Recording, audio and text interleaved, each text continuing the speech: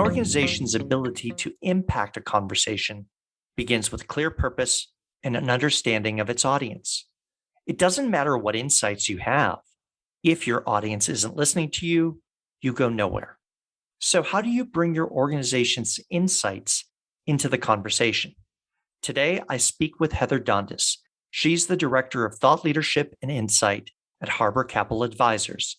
We talk about how thought leadership allows you to compete at a very different level.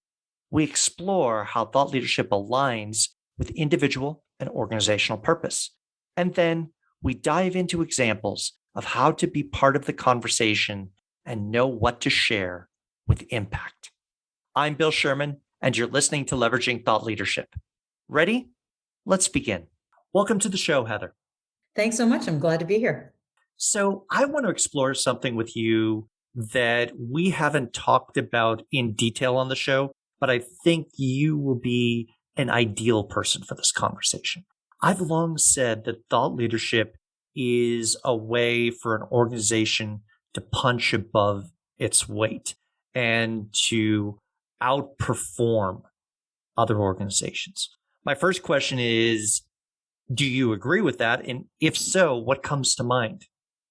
Sure. I do agree with it overall. And I think what it does is it, in a sense, thought leadership, at least the way we've defined it at Harbor, it helps level the playing field. So it becomes more than a pure resource play, meaning, whether that's budget for headcount or advertising or things, traditionally that were the impetus and crux behind marketing. And mind you, those things are still very important, but having a point of view, having spokespeople, having a content strategy, all of that, we believe fosters into a thorough and compelling thought leadership program at Harbor. So if you have those things, well, all of a sudden now you're able to maybe compete at a bit of a different level. You have to have something to say. You have to have conviction. Hopefully you have accuracy, like what you're saying is true, is appropriate. And we believe that that's just as important, if not more important, when it comes to potentially things that may have been governed solely by the size of a company or the breadth and depth of resources at that company. Again, those being still very important. So you mentioned something that I think is very relevant. You can spend large amounts of money on brand building. You can buy Super Bowl advertisements. You can put your brand in every airport in advertisements around the world, right? There are endless possibilities on brand building. But ultimately, at the end of the day, if you're trying to reach an economic buyer or someone who's trying to make a decision, right, you're focusing on an individual. That's right. And you have to relate to them. And there's part of that is a fun Super Bowl ad that's memorable, hopefully beyond that, after the day after the Super Bowl, right? And there's a place for all of it. There's a place for that type of brand building and advertising. But what we're trying to do, what we believe fundamentally, is that every human is deserving of financial wellness and financial security. And if you believe in that, then it's not only going to be a Super Bowl ad that you have to that is utilized to convey financial, deserving of financial security. It's how you go to market. It's the type of investment solutions you put out. It's the way you put them out, and it's the way you communicate with those people that hopefully that they understand that, number one, they are deserving of financial security, and that, there are great organizations out there that and entities that can help them get that, because it's hard. You implied something that I want to draw a line underneath. Sure. The thought leadership strategy needs to be not only aligned with the marketing strategy or the communication strategy, but also the business strategy and its values. Because if it's only aligned with marketing and it's not aligned with what are you trying to achieve or who are you trying to serve, then it's thought leadership in search of a purpose. Correct. The purpose should drive it. The purpose should drive everything that an organization does. And frankly, if we as humans have our own purpose, we have our own guiding principles, and hopefully they are all aligned, right? If they're not aligned, you're probably going to find, for whatever reasons, maybe a change needs to be made, whether on your, human or day-to-day self or your professional self, whatever it may be.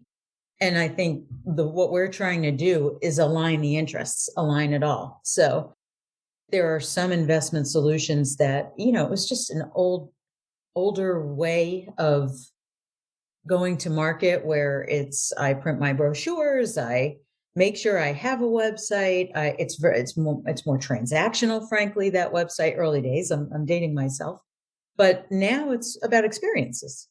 Mhm. And those investment solutions are also experiences, right? Not only because we're in like anything, a very commoditized business, but it's like, do I connect? Do I connect with what that firm stands for, with not only the investment solutions that they offer, but the insights that they're talking about? Oh, these insights, I'm actually getting something from this.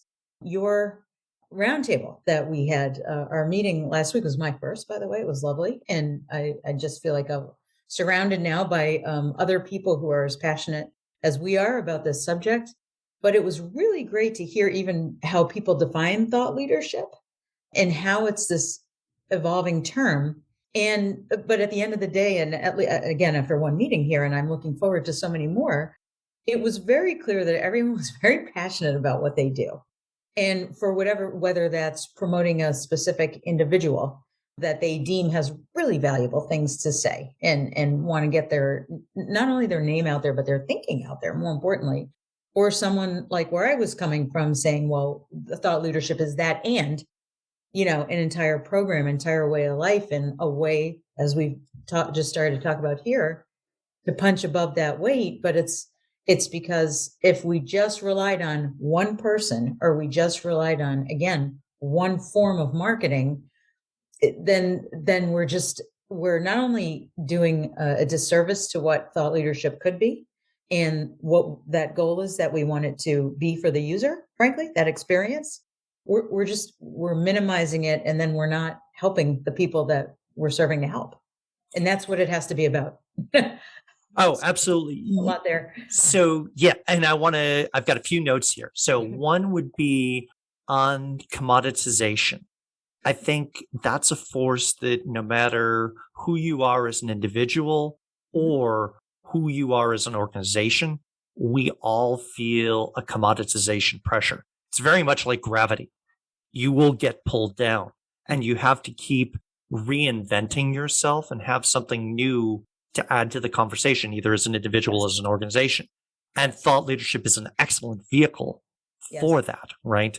Mhm. And so you defined thought leadership in an interesting way, and I want to explore that. You use the term of calling it an asset. So let me hand it over to you. Sure. Unpack your thinking about how you think about thought leadership. I think similar as we explain humans or human capital as an asset to a company, and even that is evolving, and how you'll say the expertise that the company brings, so the service they provide, an asset to the company.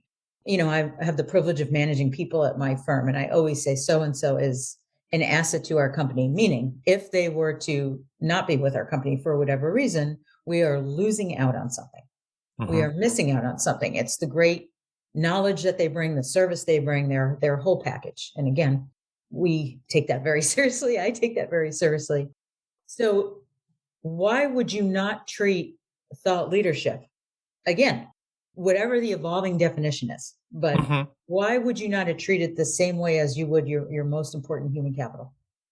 It doesn't make sense to me. So to pull on to thread that needle a little bit more, if you're putting out great solutions, albeit in the form of, for us, it's, investment solutions, for it's investment insights, that again, we can be very smart people, but if we're not putting out these insights in a way that someone grabs them and says, I got it.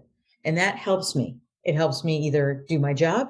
It helps me provide a service. It helps me think through a problem. It educates me. That is very important. That it's important to do that, to make people better, to help them with something, to solve for something.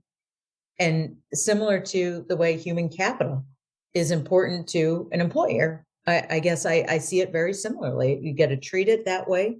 You have to resource it that way. Again, that might not be the traditional way of resourcing. I mean, you say it, I'm no expert, but while compensation is important in human capital, of course it is. People need to be valued. Value is obtained in so many different ways, right? They're rewarded by what they do. I know speaking at Harbor, we've had this discussion very often because we genuinely are enjoying what we're doing, and that we feel like that gives us even a higher ability to perform what we're doing. So I think it's the same with your thought leadership program. You can be out there and you can say, okay, I'm going to serve up so and so who's an expert in what they do. But then by taking what they have to say and then compounding it through a content strategy and program, now you've just made that a strategic asset of your firm. I hope that Several helps. things there. One, making an investment in people and thinking of it from a human capital perspective, and really even from a talent pipeline perspective, that it's not just one person at the top of the house. It's not Correct. just purely an exec comms sort of Correct. play for your executive leadership team, but to be able to look across an organization and say, who has something valuable to say and how do we equip them to take that idea to scale within Yes. the organization and beyond the organization? And there's also a piece like when you say it becomes an asset for the firm, that too, when you start using the organization skills, its Correct. collective relationships, whether with media partners or PR or on the sales side, any of those tools to bring an idea before more people. Because That's right. really, if the idea is just sitting on a shelf, or we talked about before, in a white paper somewhere and nobody reads it, that's Then a problem. it's just an idea in a white paper or on a shelf. And you're exactly right. And why not get many voices in many formats compounding? So a firm of our size, we can't afford not to do that, frankly. And we view data as a strategic asset too. So with better, it enables people to then, if you're putting the whole the head of a distribution, we have a distribution ecosystem. That's what we call it, because it's not just sales, it's not just marketing, it's not just data and sales enablement, right? Not even to mention the investment side. It's all of these things, a holistic and integrated approach that compound, right? Very much like investing, if you think of it, but you've got to be Well, and thoughtful it about it. has a longer period of return from Hopefully. it to continue Yes. the Yes. investment perspective, right? It's not that you make an investment in thought leadership on day one and by day seven, it's matured. That's Correct. unrealistic, right? Correct. But if you make recurring investments, similar to like product research or pure research, that's where it compounds. That's right. So, And in our firm too, I'm sorry to cut you no, off, go but ahead. just building on that, we're in a very powerful, in my opinion, position to curate at my firm. And that's a fundamental principle in my belief of really good thought leadership too, is cutting through the clutter, right? Putting the spotlight on what is important or we believe is important for whatever reason. And just the foundation of our firm has really been built on that of a curation, not only service and mindset, but it is just a complete approach, meaning some of the strategic investment partners we select are, outside of our firm, and some of them are within our firm. Same, that means you're able to get many different points of views and insights and things like that. But again, what we are adding is that layer and thoughtfulness and saying, okay, look at this, pay attention to this, because we've done a little work on you and we believe this is going to help you out. And So we're so, talking in sort of an abstract way. Let's yes, get a little bit specific. Can sure. you give an example of some of the thought leadership work that you're doing at Harbor? Who's it for and what does it look like? Sure. Yes, we happy to. We, as I indicated, we work with a lot of investment partners outside of Harbor and within Harbor, and we come up with different investment solutions. And we also have a growing multi-asset division. And so one of the things we do is literally each quarter collect information about questions and things on people's minds right now, from an investment perspective, largely. I could say they're probably, ticked off about the weather, but that's not going to do them much good given what we do. But if we say things like, well, what do you think about inflation right now? Right? A very topical subject. And where do you think it's going? A prolonged period? Have we hit the peak? Have we not? We don't necessarily have all those answers, but we can say, okay, we've talked to over 10, 15 of our providers. Plus we have our own multi-asset division that looks at viewpoints over a, 18-month, 24-month time horizon. And so as a result, here's what we think. And if you're building a portfolio tomorrow, or if you're thinking about right now, oh God, at the supermarket, like it's hitting my wallet a little bit more. We have some short-term and longer-term things. So we recently had a couple of our professionals be part of several media interviews. We've had them on podcasts as featured guests. We've also actually produced some content, and I'll say that more, whether that's articles, social media posts, whole different formats about what we think. Because let's face it, it's very top of mind for people right now. And we've got some things that, again, can help them debunk some myths and cut through some clutter. Well, and you raise an interesting point with inflation as an example, right? So for the last 10, 15 years, inflation really hasn't been on anyone's radar. You could argue that we haven't seen significant inflation of any sort since the 70s and early 80s.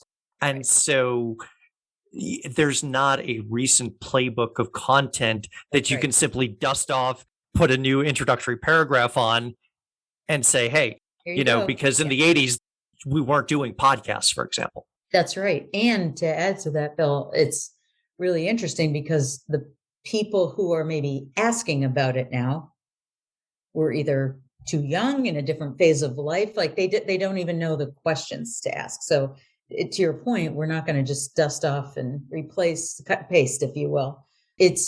You have to view it while you have people that have been through different market cycles. That's very good. So they know how to contextualize it and say, okay, don't panic. We've seen things before. We're smart and we've done this research, right? It has to be grounded in research. It has to be grounded in facts. At least we can, again, cut through some of that noise we may be hearing and help put things in perspective so that people, again, tying it back to that purpose, right? Deserving of financial security. What is one thing you're concerned about right now? Then if you've not lived through this and you've not had the experiences, that financial security that I'm frankly entitled to, maybe there's some noise around it right now, right? Maybe not at risk is too extreme, but you want to just help put things in perspective for folks. I mean, it's one of the most important things. It's people's livelihoods. This is their money, and we take that very seriously. So. And there's the old quote that history doesn't repeat, but it rhymes. And having an organization that can say, okay, you're facing these questions that maybe your parents dealt with in a generation before. Here are the issues they had to deal with. Double-digit in mortgages, for example, right? Which I don't think anybody has had an 18-point mortgage for years and years at this point. Right. So it's, again, contextualizing things and also providing resources, whether that's in the different forms of content or even folks now it's more about, follow this person on social media.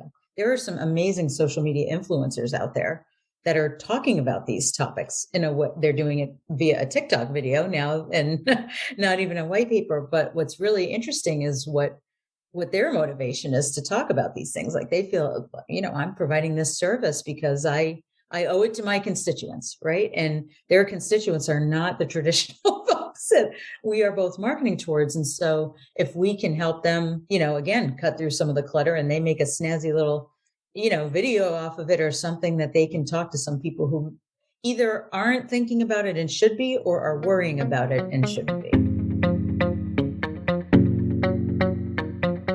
If you are enjoying this episode of Leveraging Thought Leadership, please make sure to subscribe.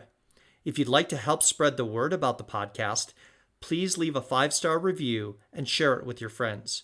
We are available on Apple Podcast, Spotify, and all major platforms, as well as at leveragingthoughtleadership.com. You have to meet people where they are. Exactly. And that's both in terms of what's in their head and where are they looking for content. Exactly. Right? Exactly.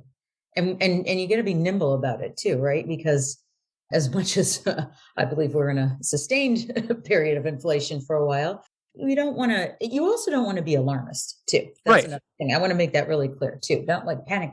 And that feeds into, people looking for a story or whatnot. So again, that's what I put as part of contextualizing, but you want to be timely about it. We have great debates across my firm about what timely means.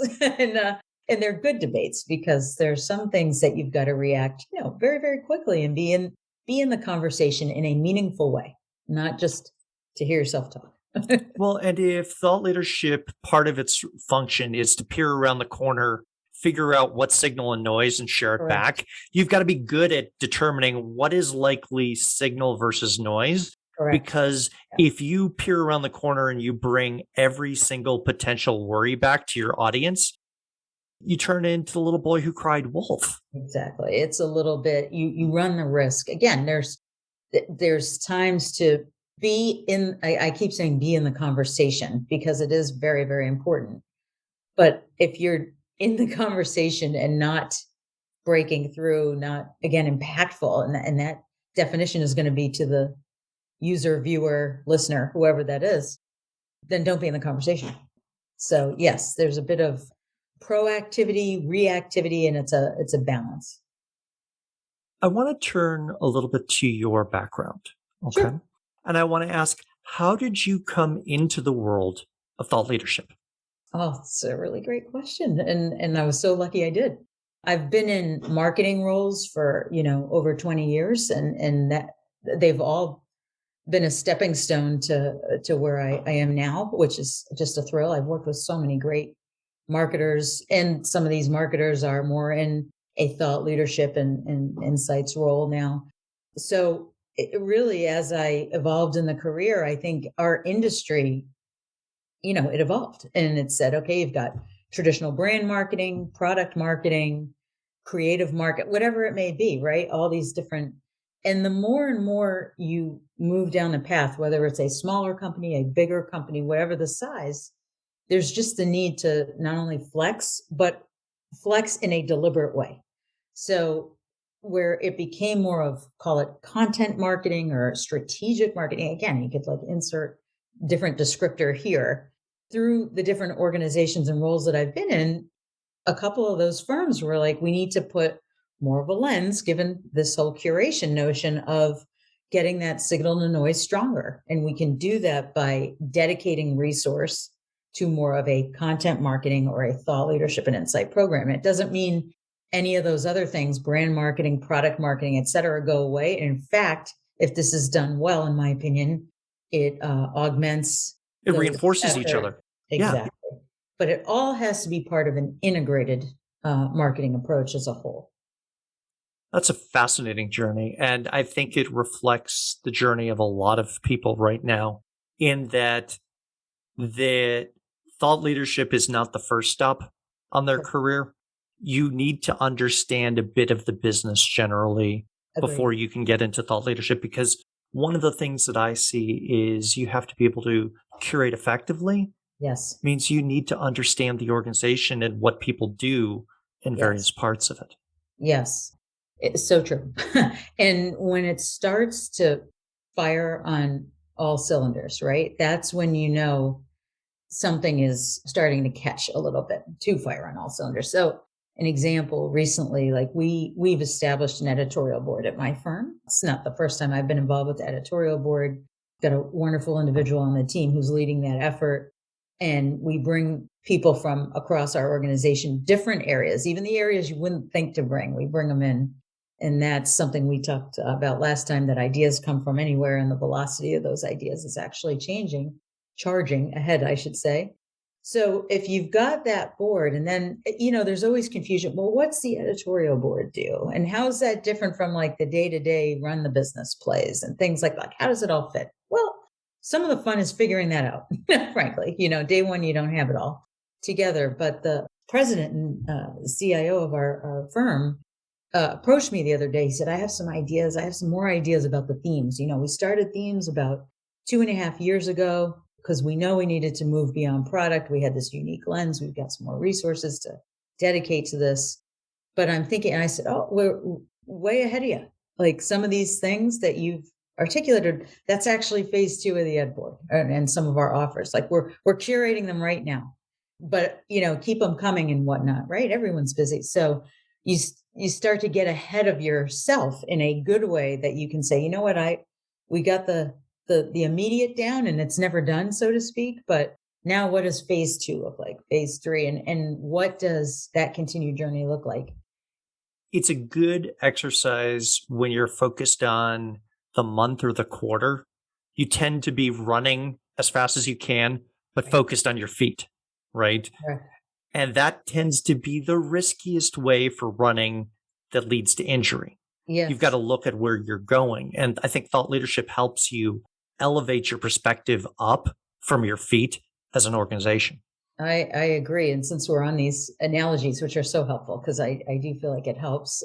I used to do, cannot tell that now, God knows, but some boxing training back when many years ago. And my friend, and he was trainer at the time, used to say, like, you also never complete any one of the areas. So just when I got the footwork down, he's like, well, those punches are looking a little, they're a little short. You're not long Mhm. enough. Okay. Well, now the speed, now this, now that. And it's just like you think you've nailed one part of it. And all of a sudden there's a new area to focus on. But when it comes together and incrementally, you start to see, oh, you know what? If you go to spar, you might have a better chance now of Mhm. actually going 2 rounds versus one. And that's, I believe, and I don't want to, encourage violence of any nature here. No, but that's when you start to see the elements, all of the flexing and the practice, because it takes practice too. And learning. We listening and learning.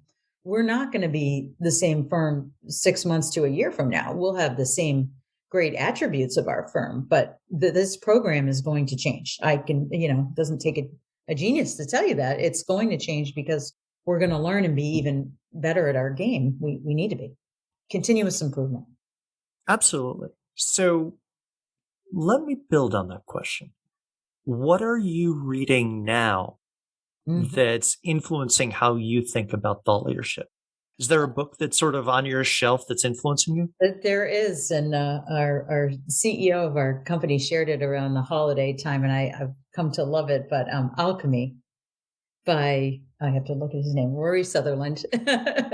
It's such a cool book because it's all about really like having an idea, a point of view, and not just basically agreeing with the masses and Mhm. having the courage to take an idea somewhere. And I think any thought leadership program has to be grounded in that, right? You've got to be out there. It's going to enable, and it also shows it can come from anywhere. Like it's not just going to be my team or the marketing team in general. This mindset of looking to stand out in a positive way, take chances and take thoughtful chances, of course, but like to take those chances, not just settle, not just wait for another firm to do it in some cases, or just be relegated to, well, a firm of your size, get comfy. Not at Mhm. all. That to us is just not even in the realm of possibility. That prevents growth, that creates complacency. It And you're allows you to right. be Like, susceptible to that sort of gravity of commoditization. yeah, exactly. And a lot of firms talk about intellectual curiosity.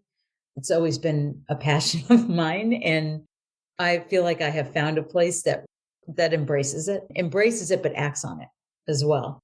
And I think a lot of other places just, it's harder sometimes to do that, maybe because of their setup, their mindset, their culture, whatever it is. But I think intellectual curiosity is part of the way this book is. It's what you can tell what drives the author clearly. One of the things that I've described thought leadership as, or career in thought leadership, is almost a perpetual state of being in grad school, but in the good way, where Right, you have the opportunity to learn, to ask those questions, to explore. But right, then you can also look and say, okay, how do we apply this, right? It's yeah, not just practical, reading and learning for right, the sake of learning, right. but it's learning for application. That's right, and a practical application, and again, Mhm. not this pie in the sky concepts or ideas, and, I've spoken before at our firm, we have a lot of people who are just, I mean, due diligence research, it's how they think and act, and that is great, and some of what we do with that then is, okay, we'll get you don't we don't have all day to get to it. Some people Mhm. are not going to have all day to get to it like you had.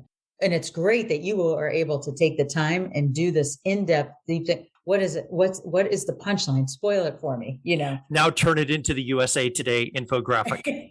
Give me a pie chart in one Exactly. sentence. Yeah. And because you're so good at what you do, we'll have the 20-page, details for anyone who wants them. But it's not even an intelligence issue. It's not that. It's simply time. Mhm. It's simply time. Like your being part of your day to day is to take the time and go deep and whatnot. But you're doing that for the people who don't have that time.